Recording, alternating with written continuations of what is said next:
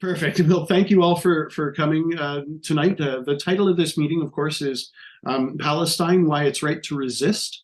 And we want to take a very specific look at the question of resistance and the question of how the resistance is both building in Palestine, but also how the resistance is building internationally, and the type of things that we can do to be able to pull together the broadest possible campaign in solidarity with the Palestinian people at this particularly crucial moment. I'm not going to go into a tremendous amount of detail about what's gone on, because I think most people have been following the news. You've seen what has been happening, in particular, of course, in Gaza, but also in the West Bank. Gaza's getting the bulk of the attention because of the level of atrocity that we are seeing there. It is nothing short of a genocide of the indigenous, or of the Palestinian people who are indigenous to that part of the world. We're seeing mass killings of civilians. I don't know where the figure is at this particular point, but the killing is absolutely, the rate at which people are being killed is astounding. And most of the people who are 8,000 yesterday. Okay, yeah. I'd ask people if you could keep your comments till the end of the presentations, please. Thanks very much. And I mean, obviously, many of them are women and children. The majority are women and children. In fact, the numbers are staggering on that. It's estimated that they're killing a child every 10 minutes in Gaza at this point. And so the brutality that we are seeing is really quite astounding. It's worse than anything else that I have seen in the 25 years that I've been working on this particular question. And that's saying something, because the brutality of the Israeli state has been sort of ruthless over many, many years. But we want to take a look very specifically at the question of whether or not the Palestinian people actually do have the right to resist under the circumstances that they found themselves in. Much of what is sort of being argued by the far right, by the Israelis themselves, is that the violence of the October 7th mobilizations by the Palestinian resistance are justify the kind of brutality that we are seeing now coming down on the Palestinian people. There is, of course, most of the sort of NATO states, not all of them, but most of the NATO states have been talking about the fact that there is of course, sorry, we have other people coming into the room here, talking about the fact that Israel has a right to defend itself, but the Palestinians, unfortunately, are told that they do not have a right to defend themselves. This is actually a load of crap. The reality is that under international law, people have a right to resist armed occupation by another force, and they have the right to resist by whatever means they actually need, including armed resistance in the event that it comes to it. The Israeli state, however, does not have the right to resist and to defend itself, because ultimately it is the occupying power. And we see this, and we've seen this sort of around the world throughout our history while we've watched settler colonial projects being developed, is that the people who are under the thumb of the imperialists or under the thumb of the colonizers actually do have the right to be able to push back against that. In the anti-war movement over the course of many decades, we've had numerous examples where this has come up. And I think it's good for us to take a look at a couple of these examples, just to sort of understand why it is that we need to be clear on this question. For example, in Lebanon in 2006, the Israelis invaded the country and took up, started to occupy certain sections of the country which they had previously occupied before they had been kicked out by resistance movements there. We looked at very much the same set of questions. There was a sort of attacks that came down on Hezbollah under those circumstances. And again, we as a sort of anti-imperialists understand that people have the right to oppose an invasion of their homeland. And so we were quite clear from the beginning that the Lebanese people also had a right to resist, and they ended up resisting quite successfully and kicking the Israelis out. And we see this much the same thing throughout sort of most of the days of the anti-war movement. I was the coordinator of the Canadian Peace Alliance when we were organizing campaigns against the war in Afghanistan, and people would ask the same question, sort of, do the Afghan people have the right to resist? We would always be accused of supporting the Taliban under those circumstances. The reality is that the resistance was much broader than the Taliban. There was lots of different forces that were there, but either way, our position was very clear from the beginning. The people of Afghanistan have the right to decide what happens in Afghanistan. It should not be decided by people in Washington. It should not be decided by people in Ottawa or in London. Does that mean that we always support 100% of the politics of those resistance movements? Not necessarily, but it's not really the point. There is no equivalence between the oppressor and the oppressed in these cases. There is sort of, when we look at the history, for example, around the question of Palestine, we're not looking at something that started on October 7th. We're looking at something that has been going on for, well, pretty much a century at this point. In 75 years since the Nakba was initially kicked many of the Palestinians and brutalized many of the Palestinians who were already in the Palestinian state and were pushed out. And so this is not something that came out of nowhere. The Palestinian people are dealing with these constant sort of oppressive conditions that are impacting them on a daily basis, whether it be housing demolitions, whether it be attacks on the right to housing. In fact, Palestinians, of course, being kicked out of their housing situations, whether it be the daily sort of humiliations of the apartheid state. Either way, under those circumstances, they have every right to resist and every right to actually fight back against the oppressive state that they are living under. This is not something that is restricted to specific nonviolent means either. The reality is, a lot of people will sort of look at the situation on October 7th and say, but it was a violent sort of attack that occurred. That violence is meted out against the Palestinian people on a daily basis, right? There is, again, no equivalency between the oppressor and the oppressed in these situations. It also misunderstands the fact that the Palestinian people have tried nonviolent resistance for many, many decades to try to actually push back against the Israeli state. We can look at the right of return marches, where people literally marched to the fence with their hands in the air and were attacked and were shot by Israeli snipers and Israeli machine guns. We can look at things like the boycott, divestment, and sanctions campaign, which people have tried to build in various different spots around the world. And when people try to build it, they are attacked. They're called anti-Semites. People lose jobs because of the fact that they're trying to find a non-violent means to support the Palestinian people. And so under these circumstances, again, we support the right to self-defense and to self-determination for the Palestinian people, even if it includes something like violent reaction. When we look at history, when we see what are the reactions, for example, to take a look, for example, at the Haitian slave revolt. If you actually go and read the descriptions of what happened, yes, it wasn't pretty. It was very violent, but it was justified under the circumstances because people were, again, under the thumb of a brutal racist regime, and so that needed to be stopped. The other thing that we want to talk about in relation to this particular question is none of this is happening sort of in a vacuum, as we know. It is happening because of a very, very specific role that the Israeli state plays in the international geopolitical order, right? Israel is not there out of, simply because of the need for a homeland for the Jewish people. The reality is most Jews didn't want to leave the places that they were living in the first place to move to Palestine. What happened was the imperial powers ended up supporting the development of Israel very specifically to be able to have Israel play a very, very particular role for the imperial powers within the Middle East. And so when we look back to the inception of the Israeli state, it was quite clear from the beginning that this was about support, well, the British initially, then the Americans. It was about supporting the imperial ambitions of the major powers in the region.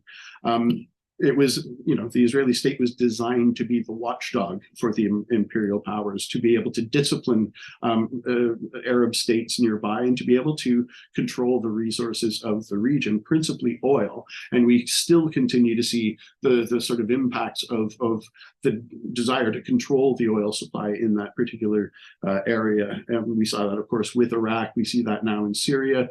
Even Donald Trump talking about the fact that they had pulled troops out of Syria, except for the ones that were securing the oil supplies. And so that is definitely a part and parcel of what's going on here. Joe Biden, back in 1986, talking about the state of Israel, he said it was the best $3 billion that they were spending because it allowed them to control an entire region with this one sort of donation that was being sent to the Israeli state. And in fact, his quote was, "If Israel didn't exist, we would have to invent it."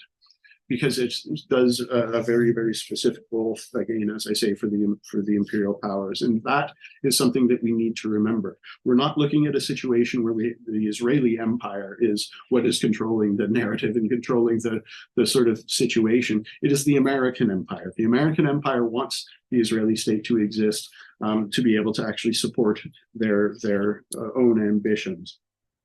What is Canada's role under those circumstances? Well, Canada has a series of things that it's doing. Number one is it's providing political cover. Canada still has a reputation internationally of being some sort of peacekeeping nation, despite the fact that that's eroding and has been eroding for quite some time. But it still, has that reputation internationally. And so we used to always say that Canada played the role of being the fig leaf on US imperialism, right? Hiding the more and brutal responses coming from the United States. And Canada is playing that role. Canada also, of course, as was mentioned in the introduction, is a settler colonial state that has, that wants to, under the circumstances, make sure that they are supporting the other settler colonial states around the world as a matter of course. It actually, of course, supports Canada's assertion to the fact that they have control over this particular country, which was stolen from Indigenous people, and ultimately a genocide that was launched by the British, the French, and the Canadian state as it was moving along. There are other reasons, of course, why Canada supports the Israeli state. One is financial. There's actually an awful lot of money involved in this. Canadian corporations sent more than $20 million in weaponry to Israel last year. And if you actually add up the numbers, since the the election of Hamas, we have seen roughly $170 million from Canada in weaponry that has been sent to the Israeli state. And so it's there's a direct financial sort of implication there. Also through the Canada-Israel Free Trade Agreement, which was actually signed not too long ago, which was specifically about making sure that Canada had favorable position for its own corporate interests within the state of Israel. And so none of that is accidental, and all of that is obviously what's behind Canada's support. And so that's incredibly important. The other sort of things we just wanted to take a quick gander at are looking at the sort of regional implications and how it is that we can think about solutions to the situation in the region in historic Palestine. Number one, we need to remember that the two-state solution is largely gone. Most people know this, although they still pay lip service to it. It was eliminated when the Israeli state started making further and further incursions into occupied territories, ultimately meaning that there is no second state that would make any kind of sense. There's nothing contiguous that would actually make any kind of sense under those circumstances. And so it's absurd to think that would be sort of a solution, even though that's something that is being put forward by many of the governments around the world at this point. And so we sort of want to talk about the fact that this ultimately needs to be a secular state where Muslim, Christian, Jew, secular, whoever it is, can live together with equal rights throughout the state. That is ultimately the solution that is going to be required. How that solution comes about is going to be very complicated. That's the problem, and that's where the complication comes from. We need to overthrow the Israeli state and the apparatus and the international apparatus that supports it. And there's a series of things that I think we need to look at to think about how to get that done. Number one, I think we need to look at the Arab states themselves. There's an old line that people in socialists that we know have used for many, many years. The road to Jerusalem goes through Cairo. We cannot sort of liberate the Palestinian people while the rest of the Arab populations are living under the thumb of brutal regimes, largely funded and organized by the United States as well, to keep their people down and to stop them from showing their solidarity with Palestinians.